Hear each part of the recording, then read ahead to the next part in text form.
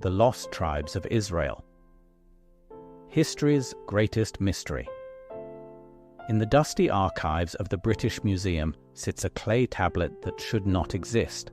Discovered in the ruins of ancient Nineveh, it bears a name that sends shivers through biblical scholars. Bet Humria, the House of Omri, referring to the northern kingdom of Israel. The date? 722 BCE. This small piece of baked earth is one of the last concrete traces of 10 entire tribes of Israel before they vanished into the mists of history, sparking what may be the greatest archaeological and anthropological mystery ever conceived. What happened to millions of people? How does an entire civilization simply disappear? The answer lies buried in one of history's most catastrophic deportations, a story so profound that it has launched thousands of expeditions, sparked international incidents, and continues to reshape our understanding of human migration and identity even today. The Kingdom Divided.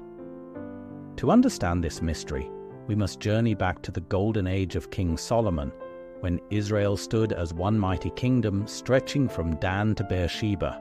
But even the wisest king could not prevent the inevitable fracture that would doom his people. Upon Solomon's death around 930 BCE, the kingdom split like a cracked foundation.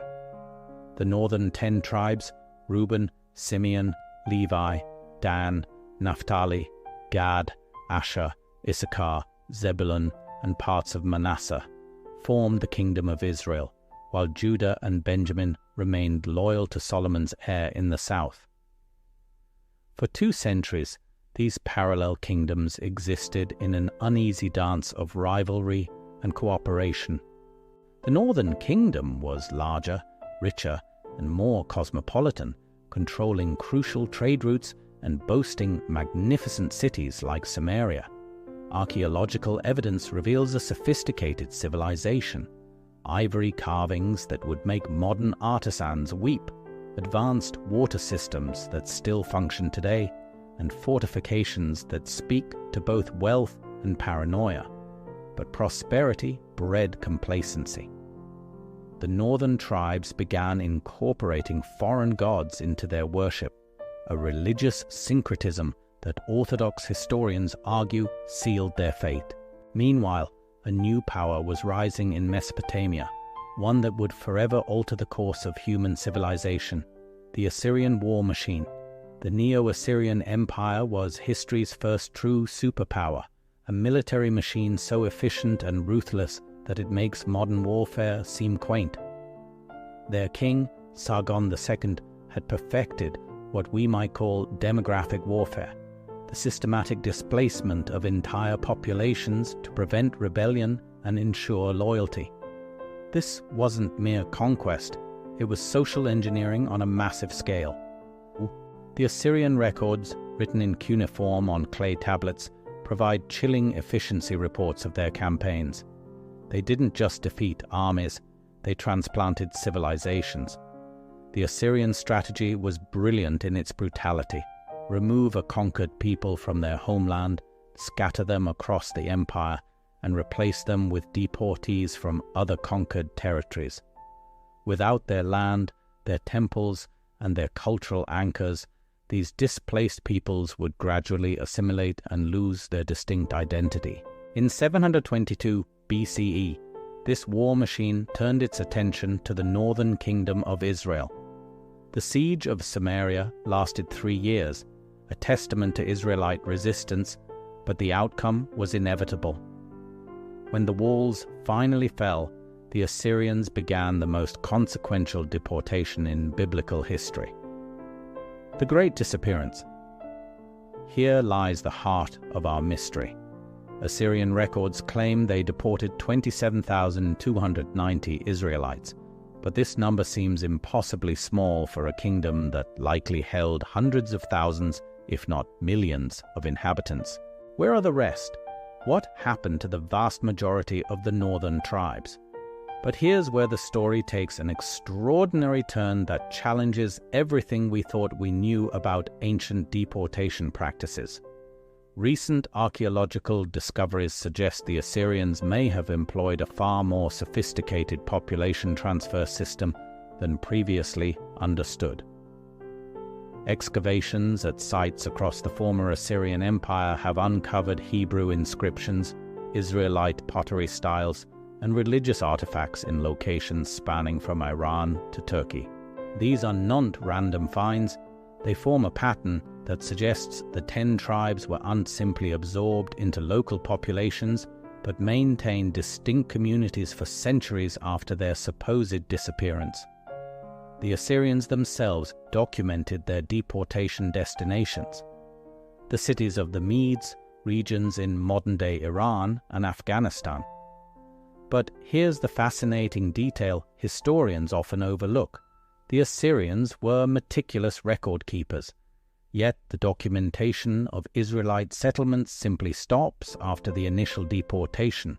It's as if an entire people stepped off the pages of history. The trail goes cold. For over 2,700 years, historians, archaeologists, and adventurers have followed tantalizing clues across continents, each discovery raising more questions than answers. Medieval Jewish traveler Benjamin of Tudela claimed to have found descendants of the lost tribes in Persia and Yemen. British colonial administrators reported encountering Jewish-like customs among isolated tribes in Afghanistan and Pakistan. Early Mormon leaders believed Native Americans were descended from the lost tribes, sparking religious movements that persist today. The Cochin Jews of India, the Bnei Menashe of Myanmar, the Pashtun tribes of Afghanistan, dozens of groups worldwide claim descent from the lost tribes, each with compelling traditions and practices that seem to echo ancient Israelite customs. DNA studies have yielded intriguing but inconclusive results, showing Middle Eastern genetic markers in some of these populations, but unable to definitively prove Israelite ancestry. Perhaps most tantalizing of all are the archaeological discoveries in China's western provinces. In 2006, researchers found Hebrew-inscribed stones and what appear to be ancient synagogue ruins in areas that historical records suggest received Assyrian deportees. Could communities of Israelites have survived along the Silk Road for over 2 millennia? Modern investigations and startling revelations. The search for the lost tribes has evolved from religious quest to scientific endeavor. Modern DNA analysis has revolutionized our understanding of ancient migrations, while satellite archaeology reveals previously hidden settlements. In Afghanistan, before recent conflicts made research impossible, archaeologists documented communities with names like Yusuf Zai, children of Joseph, and Rabbani, our rabbi, who practiced customs remarkably similar to ancient Hebrew traditions. The most compelling recent discovery came from an unexpected source.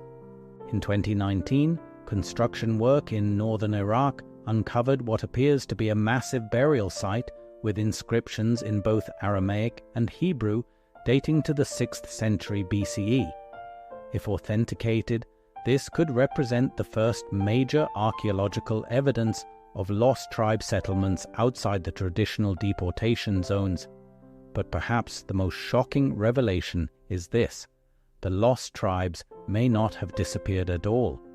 Recent scholarship suggests that our entire understanding of lost may be fundamentally flawed. What if the 10 tribes weren't lost, but rather evolved, adapted, and survived in ways that made them unrecognizable to those searching for biblical Israel? What if the very categories we use to understand ancient identity, nation, tribe, religion, are insufficient to track a people through millennia of change? The mystery endures. Today, as genetic databases expand and archaeological techniques advance, the mystery of the lost tribes remains as compelling as ever. Each DNA sample processed, each artifact uncovered, each oral tradition recorded adds another piece to a puzzle that may never be completely solved. The story of the lost tribes forces us to confront fundamental questions about identity, survival, and the nature of historical truth itself. Are the lost tribes truly lost, or have they been hiding in plain sight all along? In remote valleys of the Himalayas, in the genetic code of scattered populations, in traditions passed down through countless generations, the echo of ancient Israel may still resonate.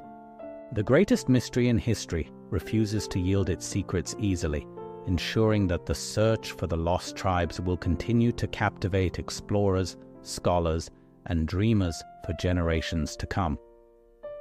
In the end, perhaps the real treasure isn't finding the lost tribes themselves, but what their story reveals about human resilience, the power of identity, and our eternal quest to understand where we came from. The mystery endures, and with it, the hope that somewhere in our vast world, the children of Israel still remember their names.